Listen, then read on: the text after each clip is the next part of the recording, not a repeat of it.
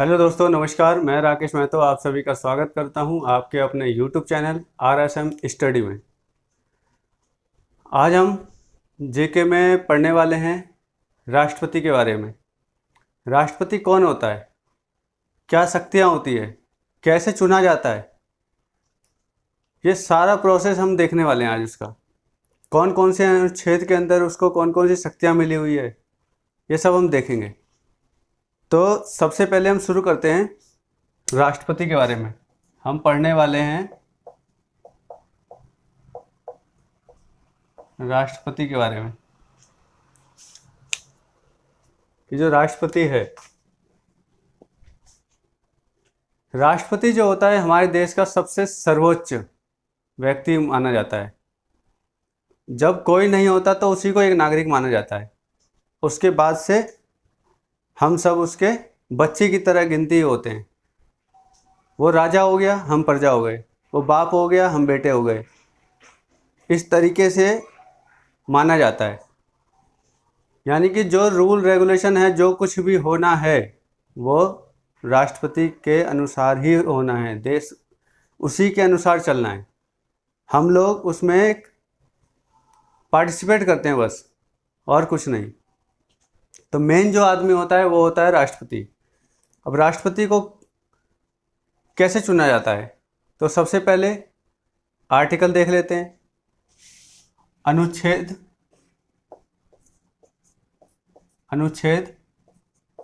52। अनुच्छेद 52 में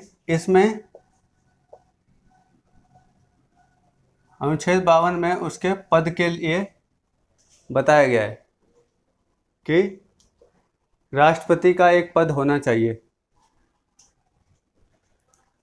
उसके बाद अनुच्छेद 53 में उसकी कार्य और शक्ति,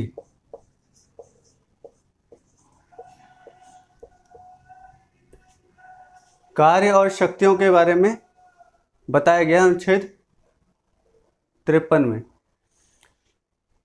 उसके बाद वो कैसे चुना जाना चाहिए उसके बारे में अनुच्छेद 54 ने बताया है।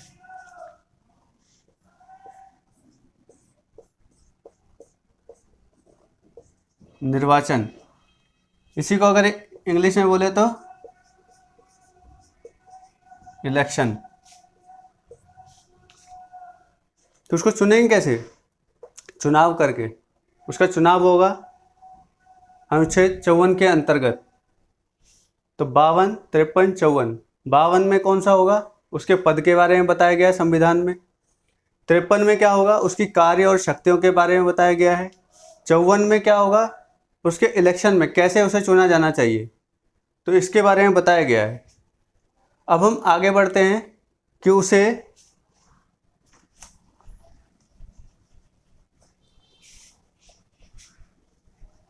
और कौन कौन से आर्टिकल हो गए इसमें। अभी हो गया हमारा 52, 53, 54।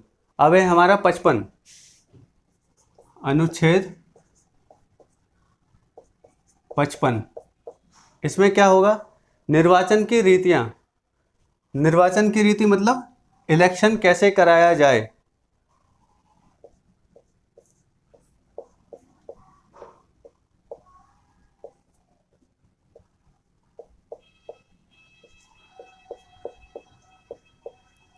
निर्वाचन की रीतियां कि इलेक्शन कैसे कराया जाए उसका। अनुच्छेद 56। अनुच्छेद 56 में उसकी पदावधि, पीरियड, टाइम ऑफ पीरियड। तो अनुच्छेद 56 में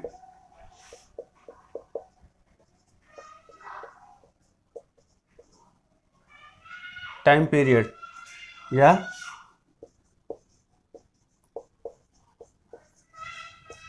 समयावधि, अनुच्छेद 56 के अंतर्गत उसकी समयावधि के बारे में बताया गया है। उसके बाद अनुच्छेद 57 में जो होगा वो होगा पुनः निर्वाचन। अनुच्छेद 57 में क्या होगा?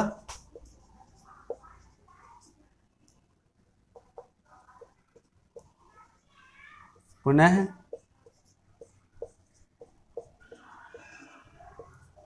निर्वाचन, यानी कि दोबारा से अगर उसका टाइम पूरा हो जाए तो दोबारा से इलेक्शन कैसे होंगे, कैसे दूसरा आदमी चुन के आएगा उस स्थान पर, राष्ट्रपति के पद पर।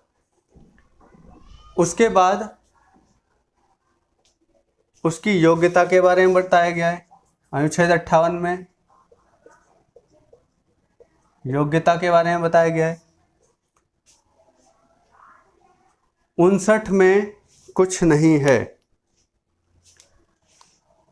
हमने पढ़ा 52, 53, 54, 55, 56, 57, 58 लाइन से हैं।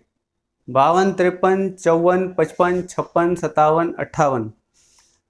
52 में हमने क्या पढ़ा? पद के बारे में। 53 में क्या है? कार्य और शक्ति के बारे में। 54 में क्या है? निर्वाचन के बारे में, उसका इलेक्शन कैसे होगा। 55 में क्या है? निर्वाचन की रीति, कि उसका इलेक्शन कैसे कराया जाए, क्या तौर तरीका होना चाहिए, क्या रूल रेगुलेशन होना चाहिए। उसके बाद 56 में पदावधि के बारे में, 57 में पुनः निर्वाचन के बारे में, 58 में योग्यता के बारे में। अब है आगे 59।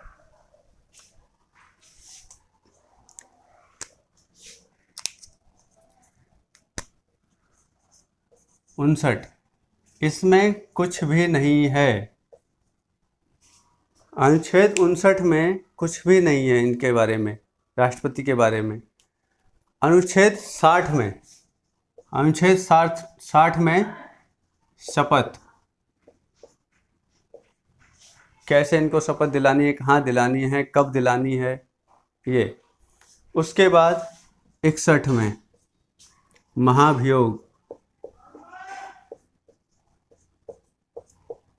किसी भी राष्ट्रपति को जब सांसद, नेता या किसी भी तरीके से जब उसे हटाना हो तो कैसे हटाया जाए, टाइम पीरियड से पहले किसी भी राष्ट्रपति को कैसे हटाया जाएगा, तो उसके बारे में इस अनुच्छेद में लिखा गया है, बताया गया है कि उसे कैसे हटा सकते हैं उसके समय से पहले।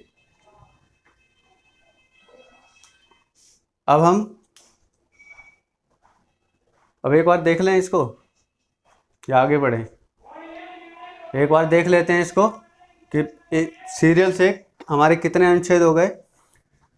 अनुच्छेद 52 में हमारे पद के बारे में, अनुच्छेद 53 में कार्य और शक्तियों के बारे में, अनुच्छेद 54 में निर्वाचन के बारे में यानी इलेक्शन के बारे में, अनुच्छेद 55 में इलेक्शन कैसे कराया जाए उसके बारे में, अनुच्छेद 56 में पदावधि के बारे में यानी टाइम ऑफ पीरियड के बारे में कि कितने समय तक उसका कार्यकाल रहेगा। उसके बाद अनुच्छेद 57 में पुनर्निर्वाचन के बारे में कि दोबारा इलेक्शन कैसे कराया जाए। 58 में योग्यता के बारे में। 59 में कुछ नहीं है। 60 में शपथ दिलाई जाएगी उसे, किस तरीके से, कहाँ दिलाई जाएगी, कौन दिलाएगा शपथ, इसके बारे में बताया गया 60 में। 61 में महाभियोग, कैसे उसको हटाया जाए, इसके बारे में अनुच्छेद 60 में बताया गया है। अब हम इसके बारे में थोड़ा सा कुछ एक्स्ट्रा नॉलेज ले लेते हैं। ये तो हो गए हमारे अनुच्छेद। अच्छा, संघ की कार्यपालिका का मुखिया कौन होता है? संघ की कार्यपालिका का मुखिया कौन होता है?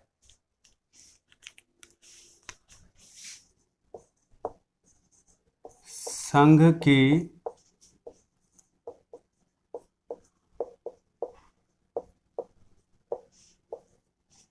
कार्यपालिका का मुखिया कौन होता है? ये होता है राष्ट्रपति। कौन होता है? ये होता है राष्ट्रपति। लेकिन संघ की कार्यपालिका का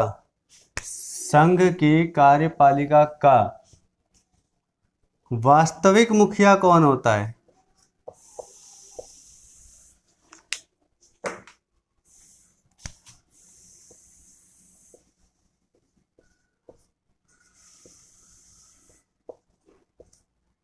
वास्तविक मुखिया कौन होता है? संघ के कार्यपालिका का वास्तविक मुखिया कौन होता है? ये तो हो गया हमारा संघ की कार्यपालिका का मुखिया राष्ट्रपति होता है, लेकिन उसका वास्तविक मुखिया कौन होता है? वो होता है प्रधानमंत्री। कौन होता है? प्रधानमंत्री, प्राइम मिनिस्टर। ठीक, अब ये चीज़ समझ में आ गई। आर्टिकल हमने पढ़ लिया कि कौन से आर्टिकल में उसको क्या क्या शक्तियां हैं, क्या क्या उसके पास, कैसे उसका चुनाव होना है, कैसे उसको पद पे बिठाना है, कैसे उसको हटाना है, कैसे उसको शपथ दिलानी है, ये सब हमने पढ़ लिया। संघ की कार्यपालिका का मुखिया राष्ट्रपति होता है और संघ की कार्यपालिका का वास्तविक मुखिया प्रधानमंत्री होता है। अब हम आगे बढ़ते हैं कि राष्ट्रपति के चुनाव में कौन कौन भाग लेता है। राष्ट्रपति के चुनाव में कौन कौन भाग लेता है? अब आ गए हम इलेक्शन में।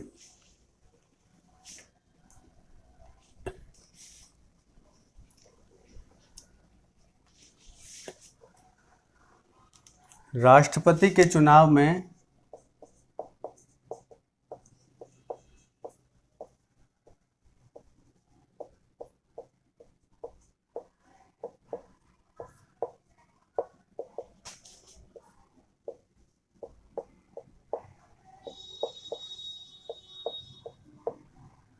कौन कौन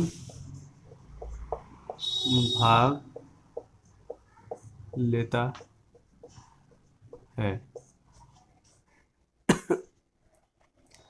राष्ट्रपति के चुनाव में कौन कौन भाग लेता है? तो इसमें जो भाग लेने वाला है वो होता है निर्वाचक मंडल।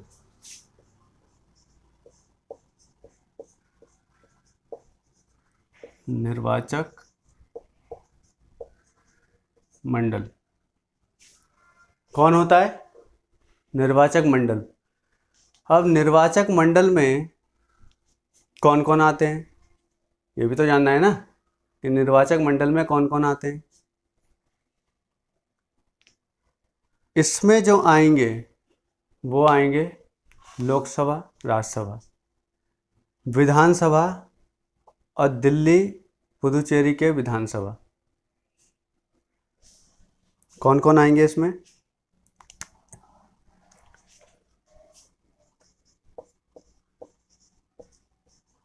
लोकसभा प्लस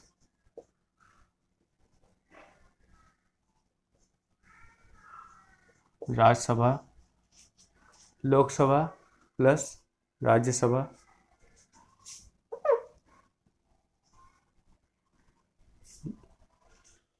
और विधानसभा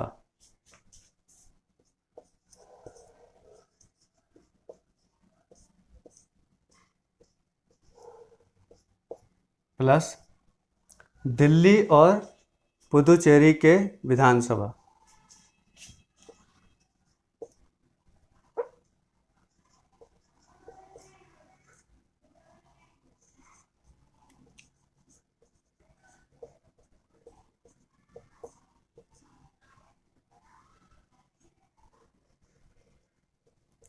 के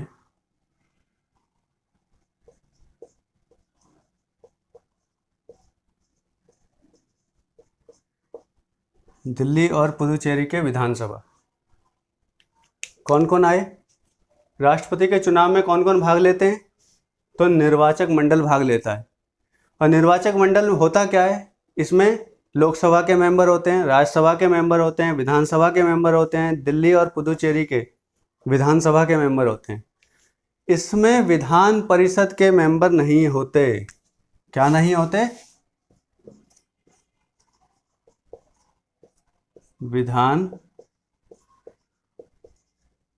विधान परिषद के मेंबर नहीं होते।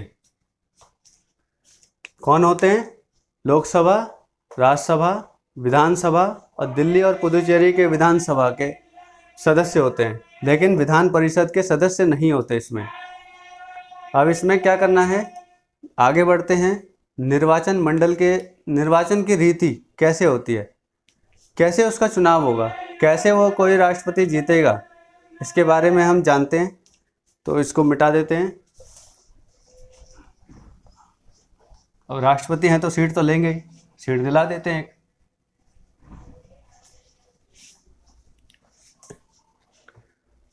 अब है निर्वाचन रीति।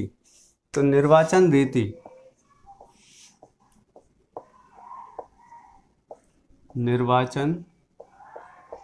रीति कैसे होगा?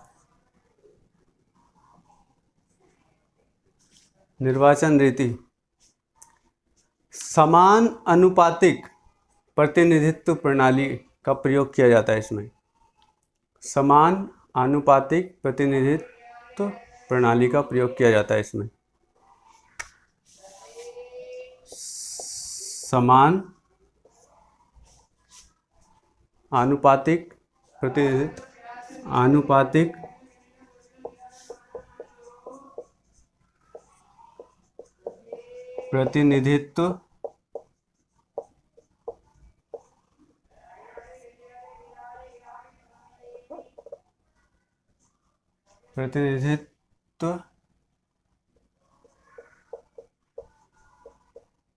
प्रणाली का प्रयोग किया जाता है इसमें। अब इसमें प्रयोग कैसे होता है? इसमें जो होता है वोट पड़ते हैं। इसमें क्या होता है, मेन मकसद वो होता है वोट बैंक कहते हैं ना, ये चाहिए इनको। कैसे चाहिए? संघ में जो वोट पड़ेंगे वो होंगे, संघ में होने चाहिए 776 और राज्य में 4120।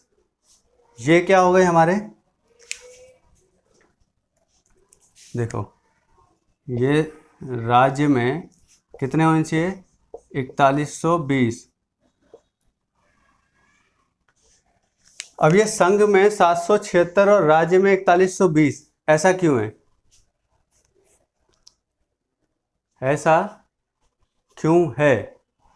तो देखो इसमें क्या है, ये हो गए हमारे सांसद, ये वाले, और ये हो गए हमारे एमएलए।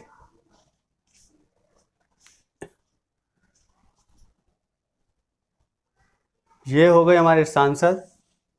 अब सांसद कैसे गिनेंगे?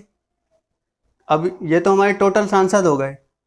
लोकसभा और संघ में कौन आता है हमारा, लोकसभा और राज्यसभा। तो लोकसभा में कितने होने चाहिए? लोकसभा में हमारे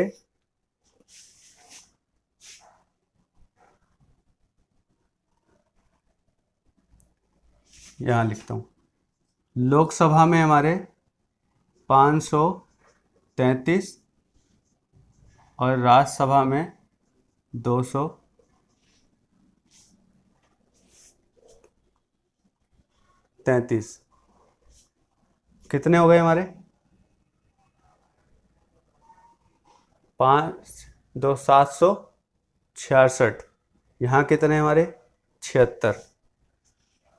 ये जो 10 बचे इसमें, ये आएंगे हमारे जो पुदुचेरी वाला जो बताया था मैंने, उसमें से ये 10 सीट उनकी रिजर्व रहती है इसमें राष्ट्रपति के चुनाव में। तो निर्वाचन रीति कैसे होता है? समान आनुपातिक प्रतिनिधित्व प्रणाली के माध्यम से।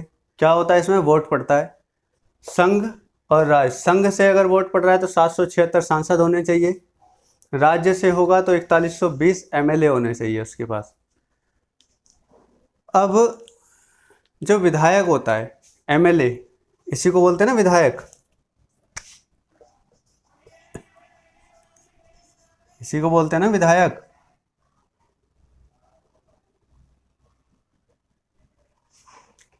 अब ये जो विधायक है ये कैसे चुना जाएगा? इसको तो हमने चलो लोकसभा राज्यसभा में से चुन लिया, लेकिन एमएलए कैसे चुना जाएगा? एमएलए जो चुनना होता है वो हमारे क्षेत्र से चुनना होता है। एमएलए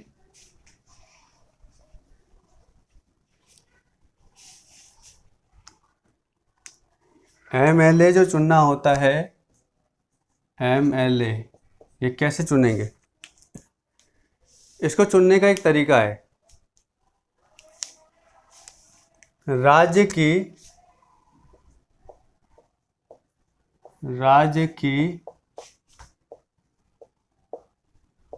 कुल जनसंख्या, राज्य की कुल जनसंख्या और राज्य के विधानसभा के कुल निर्वाचित सदस्य,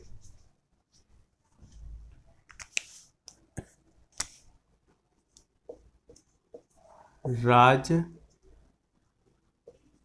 के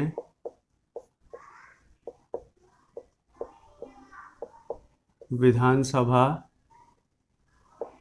के कुल निर्वाचित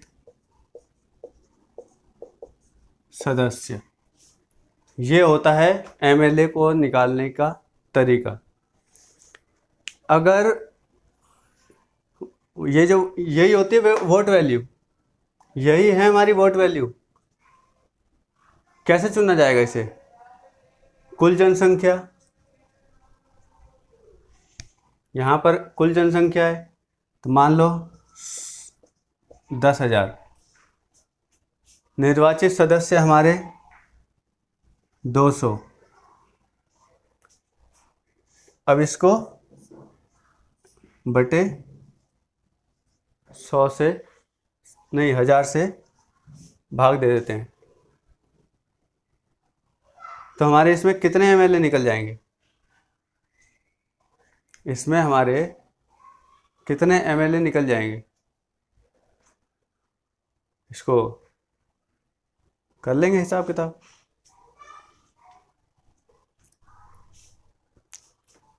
इसको करने के लिए इसको इससे गुना कर देंगे और यहाँ से भाग दे देंगे। अगर हम इसको गुना करते हैं तो ये 3 जीरो है, ये 3 जीरो यहाँ पर आ जाएगा और 2 जीरो से 2 जीरो कट गया, 2 से 2 पंजे 10, ये हमारे 5000 एमएलए निकल जाएंगे। 5000 एमएलए निकल जाएंगे। क्यों? क्योंकि मैंने यहाँ पर जनसंख्या कम रखी है। कुल जनसंख्या 10,000 नहीं होगी ना, लेकिन जितनी भी जनसंख्या होगी और नीचे जितने भी निर्वाचित सदस्य होंगे विधानसभा के, उसको मल्टीप्लाई 1/1000, 1000 से गुना कर देना, 1/1000 से गुना करके भाग कर देना है, तो अपना निकल जाएगा। यह तो हो गया हमारा एमएलए निकालने का तरीका। अब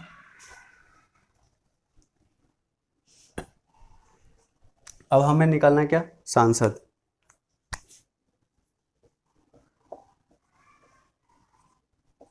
अब हमें निकालना है सांसद। अब सांसद कैसे निकालेंगे? तो अभी हमने यहाँ पर क्या करा है, राज्य की कुल जनसंख्या है, जनसंख्या को हटा देना है। यहाँ पर टोटल क्या लिखना है? एमएलए। और राज्य के विधानसभा के कुल निर्वाचित सदस्य, अब यहाँ पर सदस्य नहीं रखना है, क्या रखना है? यहाँ पर राज्य के निर्वाचित सांसद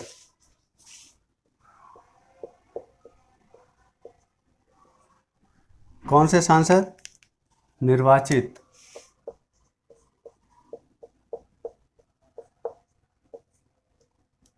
जो चुने जा चुके हैं उनको। फिक्स कोटा कितना होता है? जो इसमें फिक्स कोटा होता है, फिक्स है,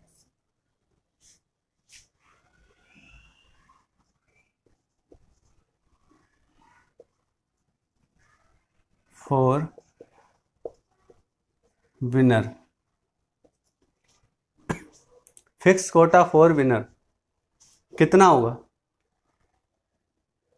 जितने भी वोट पड़ेंगे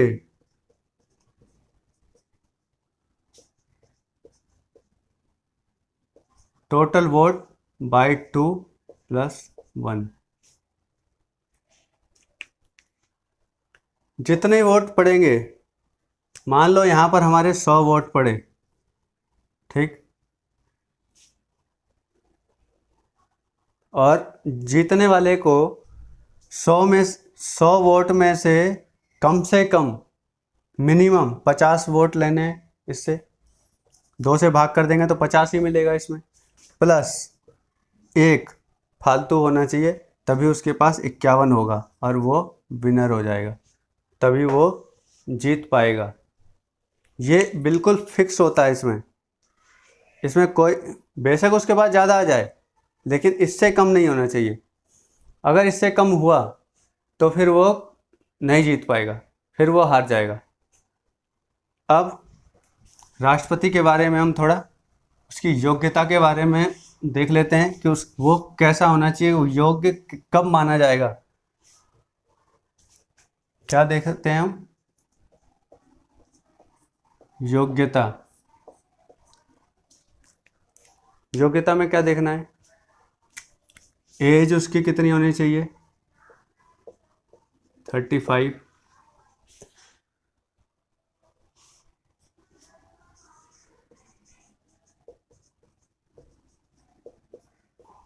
नेशनलिटी, राष्ट्रीयता किसकी होनी चाहिए? नागरिकता किसका होना चाहिए? सिटीजनशिप।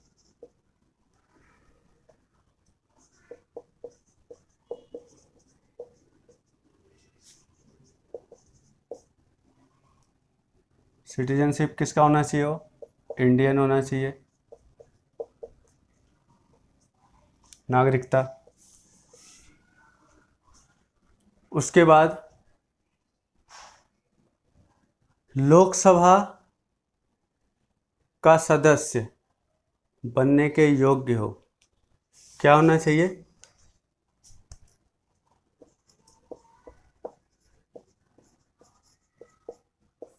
लोकसभा सदस्य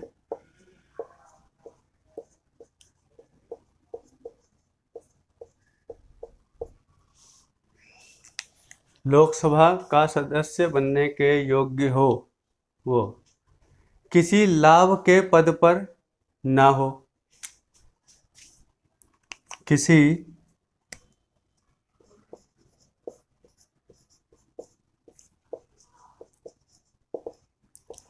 लाभ के पद पर ना हो, मतलब कि उसको सरकारी नौकरी ना हो, सरकार उसको पैसा नहीं दे रही हो, ऐसा कि भाई वो पहले से ही पैसा मिल रहा है और उसको उठा के बना दिया राष्ट्रपति, ऐसा भी नहीं होना चाहिए। मतलब कि सरकारी नौकरी नहीं होनी चाहिए। ये और ये। एज कितनी होनी चाहिए? 35। इंडियन होना चाहिए, वो भारत की नागरिक होना चाहिए, भारत का वो। लोकसभा का सदस्य बनने के योग्य होना चाहिए और किसी लाभ के पद पर ना हो। और एक चीज़ और है, क्या? 50 तो अनुमोदक होना चाहिए कि, अब अनुमोदक को क्या बोलें?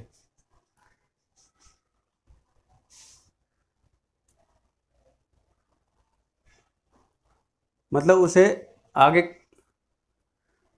बढ़ाने वाले, कि मतलब कि हाँ जी ये है, इनको हम जानते हैं और इनको हम इलेक्शन के लिए, इस पद के लिए स्वीकार करते हैं, ठीक है, वो होने चाहिए। और 50 लोग वो होने चाहिए कि जो बोलते हैं हाँ जी ये हमारा कैंडिडेट है, इसको हम सपोर्ट करेंगे वो। और ये बिल्कुल फिक्स है, अनिवार्य है। पहले योग्यता में क्या है, एज 35 होनी चाहिए, भारत का नागरिक हो, लोकसभा सदस्य बनने के योग्य हो और किसी लाभ के पद पर ना हो। ये बिल्कुल जरूरी है। आप किसी भी नेता मंत्री को देखते हो सरकारी नौकरी करते हुए? नहीं करता कोई, क्योंकि जिस दिन वो सरकारी नौकरी करेगा उस दिन वो इस पद से वंचित हो जाएगा, चाहे कितना भी पैसा खर्च कर ले वो नहीं बन पाएगा। या तो उसे वो नौकरी छोड़ेगा तब बन पाएगा। क्या होना चाहिए? 50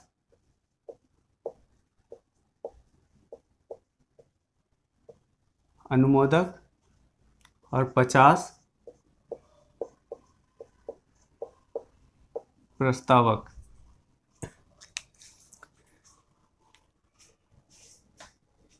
मतलब 50 तो ये हैं जो प्रस्ताव दे रहे हैं कि भैया ये हमारा कैंडिडेट है, हम इसको चाहते हैं कि ये राष्ट्रपति बने और हम इसका बिल्कुल सपोर्ट करते हैं।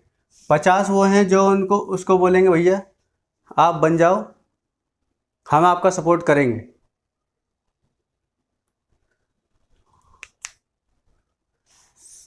ठीक, और ये बिल्कुल अनिवार्य है।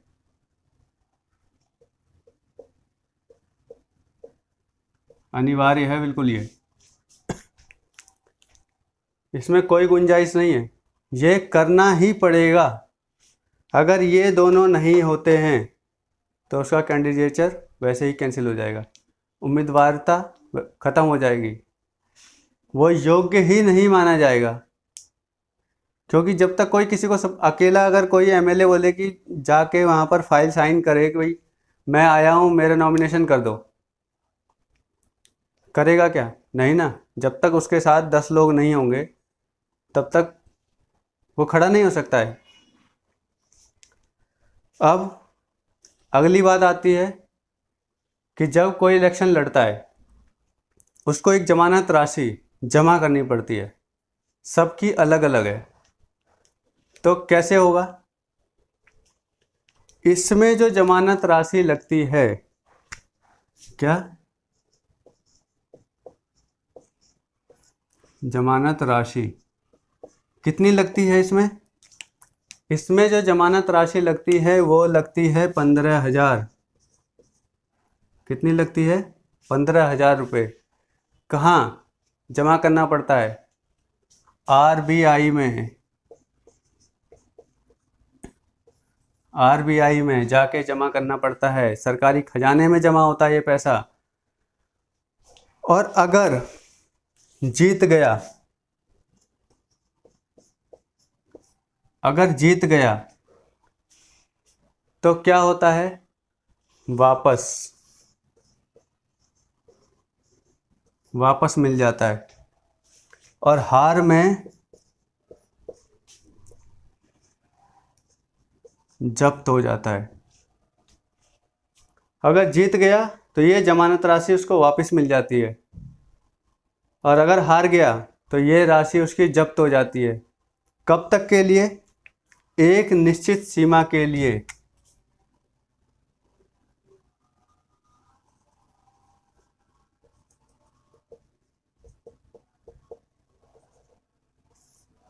फिक्स टाइम के लिए, एक फिक्स टाइम के लिए। फिक्स टाइम कितना होता है?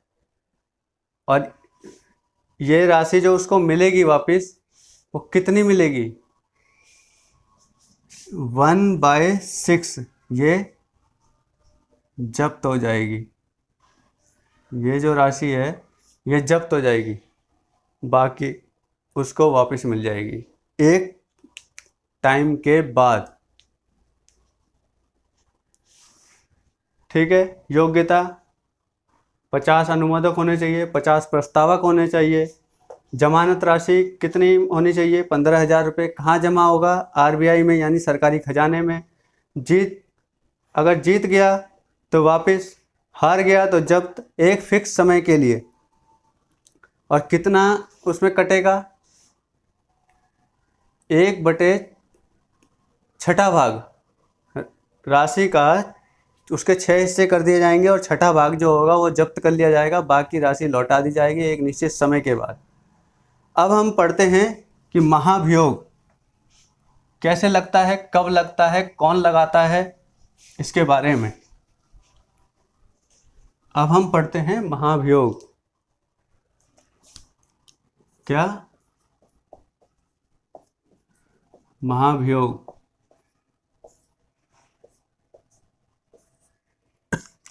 कौन लगाता है? ये लगाते हैं लोकसभा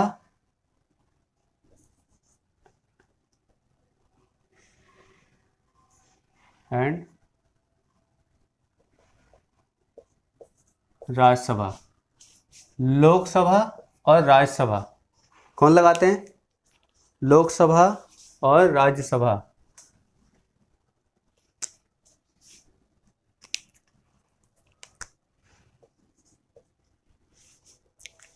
लोकसभा और राज्यसभा कितने दिन की, कब, कैसे लगाया जाता है इसको? इसको लगाया जाता है, राष्ट्रपति को नोटिस भेजा जाता है।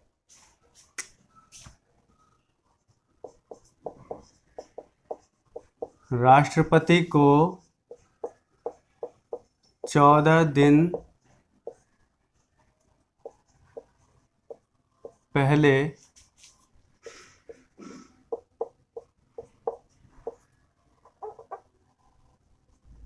सूचित किया जाता है। राष्ट्रपति को 14 दिन पहले सूचित किया जाता है कि भैया हम तुम्हारे ऊपर महाभियोग लगा रहे हैं, तुम अपना इंतजाम कर लो। ठीक। और उसके बाद जीते या हारे फैसला हो जाता है। बाद में बैठक होती है, चुनाव हो जाए, चाहे कुछ भी हो जाए आपस में, तो ये महाभियोग लगाया जाता है। 14 दिन का उसको नोटिस दिया जाता है कि भैया तुम्हारे ऊपर ये आरोप लगाया है, अपना देख लो, समझ लो। ठीक। अब राष्ट्रपति की जो शक्ति है, एक शक्ति है, आपने सुना भी होगा कि राष्ट्रपति अगर चाहे तो किसी फांसी लगे हुए व्यक्ति को भी, जिसे फांसी का दंड मिला हुआ है, उसे भी वो माफ कर सकता है। किसमें? अनुच्छेद 72 में। किसमें? अनुच्छेद 72 में। दोषी व्यक्ति को माफी, दोषी व्यक्ति को माफी दे सकता है। दोषी व्यक्ति को माफी दे सकता है कौन? राष्ट्रपति। कौन से अनुच्छेद के अंदर? 72, अनुच्छेद 72 के अंतर्गत। और आपातकाल भी लगा सकता है वो।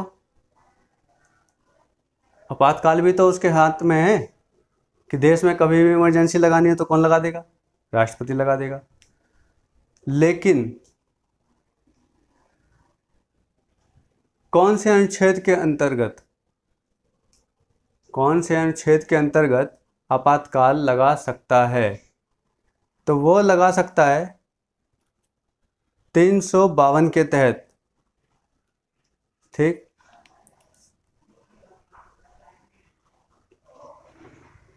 देखो, आपातकाल 3 तरह के होते हैं, राष्ट्रीय, राज्य और वित्तीय। ठीक है।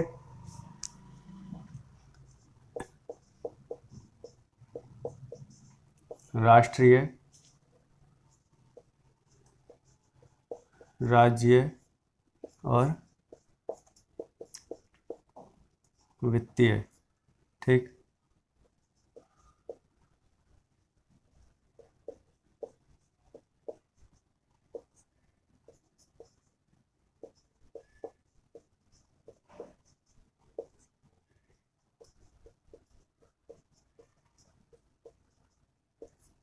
ठीक, ये लगा सकता है।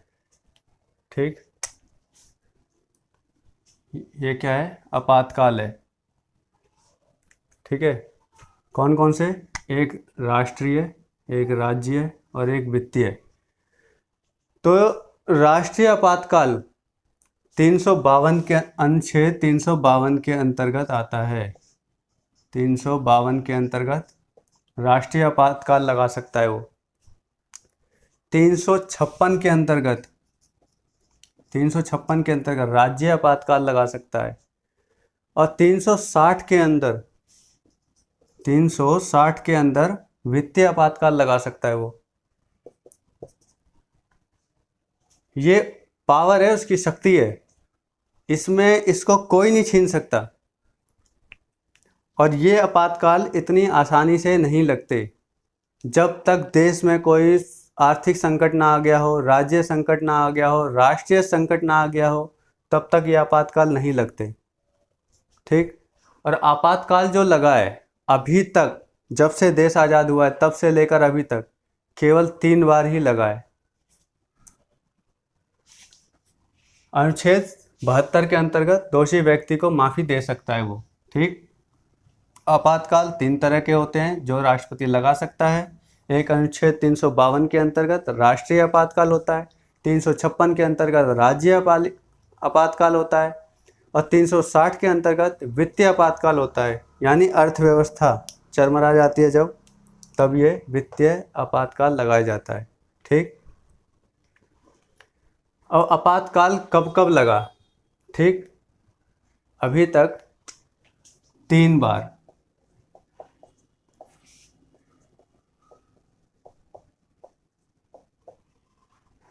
आपातकाल लगा, अभी तक 3 बार आपातकाल लगा। कब लगा? 1962 में। कब लगा? 1962 में। ये 1962 में जो लड़ाई हुई थी अपना, इंडो चाइना वार था। ये चाइना ने अटैक कर दिया था, तब ये इमरजेंसी लगाई गई थी। तो क्या था? इंडो चाइना वार में। ठीक, इंडो चाइना वार में लगा था। दूसरी लगी हमारी 1971 में। 1971 में इंडो पाक वॉर, जब 1971 में पाकिस्तान ने हम पर हमला कर दिया था, तब ये इमरजेंसी लगाई गई थी।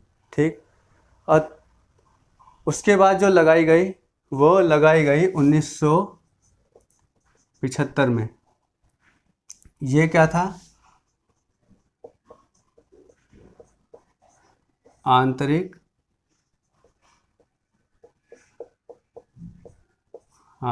अशांति के लिए।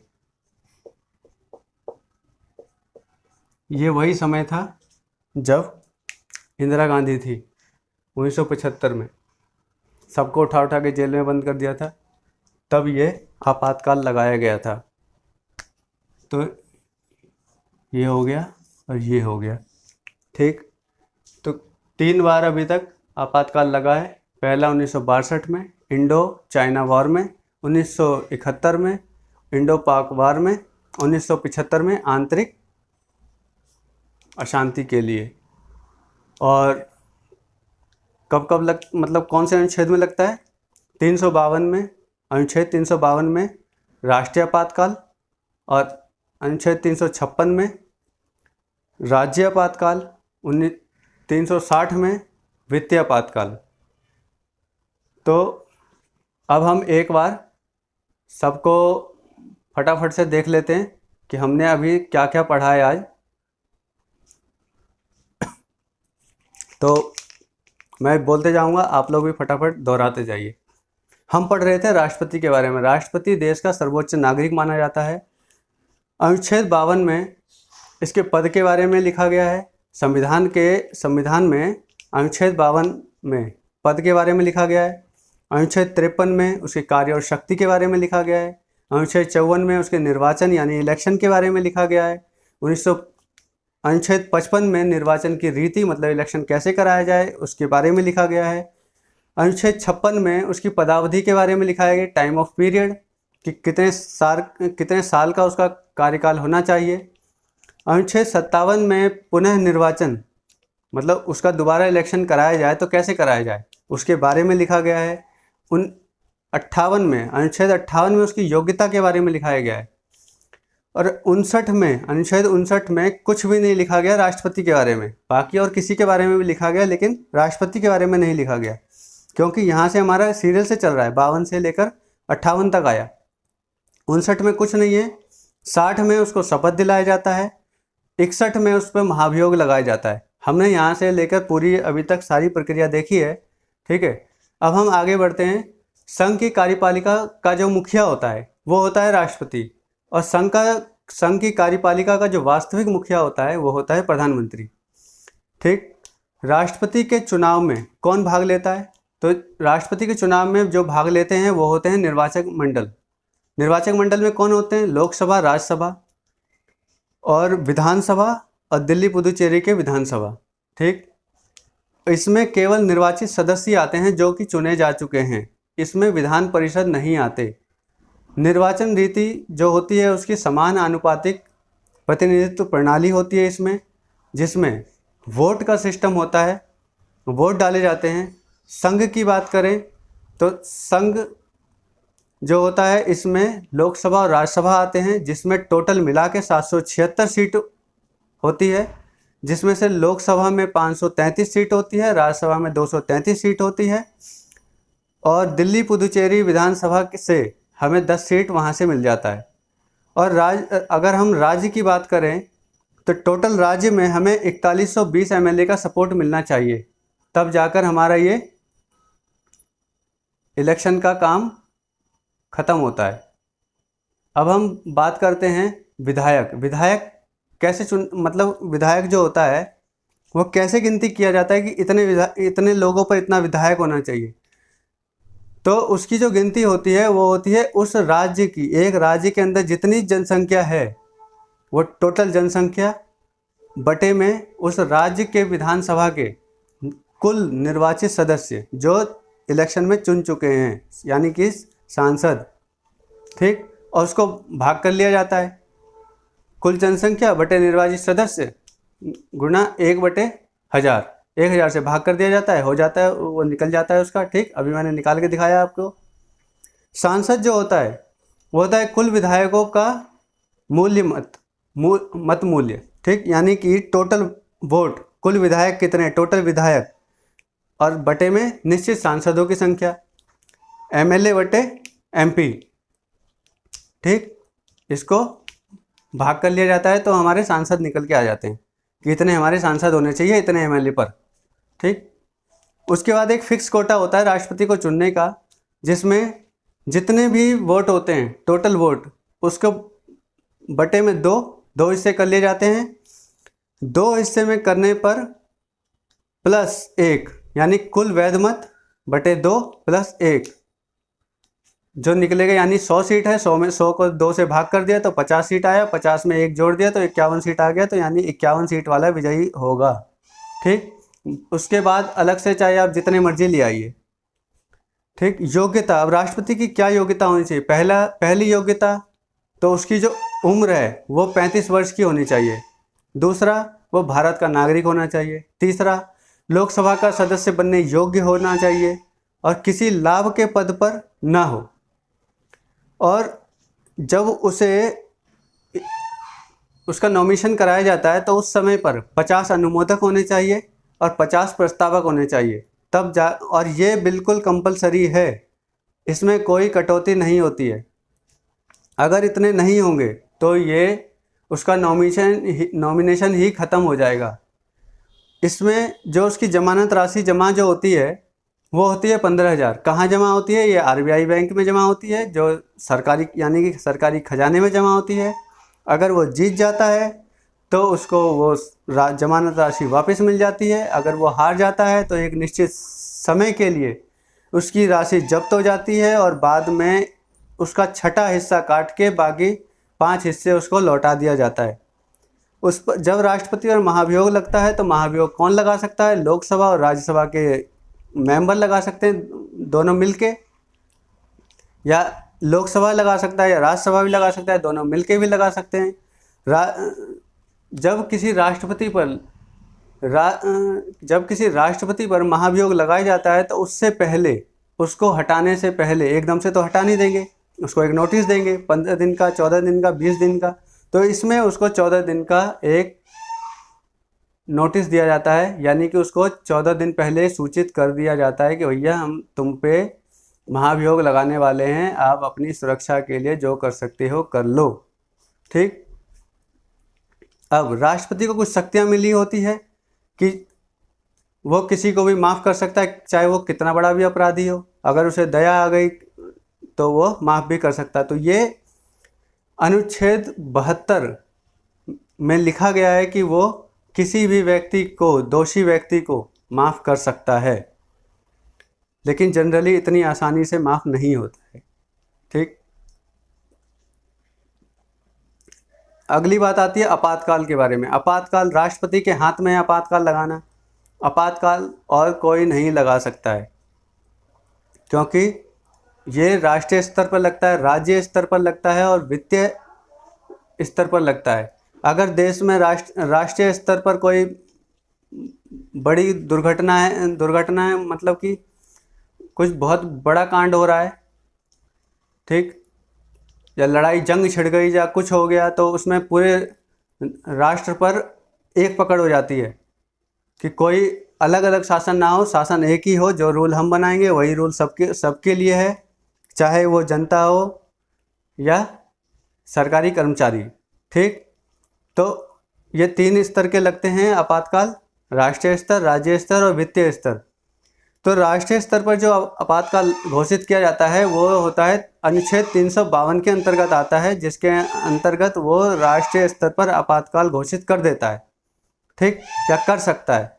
356 के अंतर्गत राज्य आपातकाल आता है। 352 में राष्ट्रीय आपातकाल आता है, 356 में राज्य आपातकाल आता है कि किसी भी राज्य में अगर कोई दंगा हो गया, कुछ हो गया, वहाँ के मंत्रियों से नहीं संभल रहा, वहाँ के पुलिस वालों से नहीं संभल रहा, तो फिर ये आपातकाल घोषित हो जाता है, कर्फ्यू लग जाता है, कोई आ नहीं सकता, जा नहीं सकता। ठीक, तो ये राज्य आपातकाल हो जाता है। अनुच्छेद 360 के अंतर्गत वित्तीय आपातकाल होता है, जिसमें अर्थव्यवस्था जब चरमरा जाती है किसी भी देश की, तो ये आपातकाल लगाया जाता है। सारा हैंडल, जो कुछ भी करना है वो राष्ट्रपति के मतलब उसे बताए बिना नहीं हो सकता। कुछ भी, जो कुछ भी करना है वो उसी को करना है, जो बिल पास करना है उसी को करना है। प्रधानमंत्री या किसी मुख्यमंत्री का कोई हाथ नहीं रहता उसमें। ठीक। अभी आपातकाल लगे कितने हैं अभी तक? ये आपातकाल अभी तक केवल 3 बार ही लगे हैं। पहला 1962 में, जब चाइना ने हम पर अटैक कर दिया था, तो 1962 में यह आपातकाल घोषित हुआ था। उसके बाद 1971 में जब पाकिस्तान ने हम पर हमला कर दिया था, तब भी ये आपातकाल लगाया गया था। और 1975 में जब अशांति फैल गई थी देश में, आंतरिक अशांति फैल गई थी, इंदिरा गांधी का समय था, जब सबको उठा कर उन्होंने रातों रात जेल में डलवा दिया था, तब ये अशांति का माहौल हो गया था। उस समय भी ये आपातकाल लगाया गया था। तो ये था हमारा राष्ट्रपति का टॉपिक अब हमारा यहाँ से ख़त्म होता है। इसके बाद आप किसी भी एग्ज़ाम में जाइए, आपको अलग से पढ़ने की ज़रूरत नहीं है, इतना काफ़ी होता है।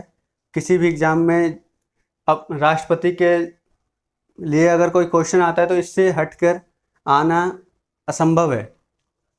शायद ही कोई ऐसा प्रश्न बना दे जो इससे निकल के आए बाहर, लेकिन इससे हटकर मेरे हिसाब से और कुछ नहीं आ सकता। तो आप निश्चिंत होकर बस इसको 1-2 बार देख लीजिए, पढ़ लीजिए, समझ लीजिए और आपकी सारी टेंशन ख़त्म। तो मैं लेता हूँ विदा और आप करिए तैयारी, पढ़िए, समझिए, रट्टा मारिए, लेकिन एक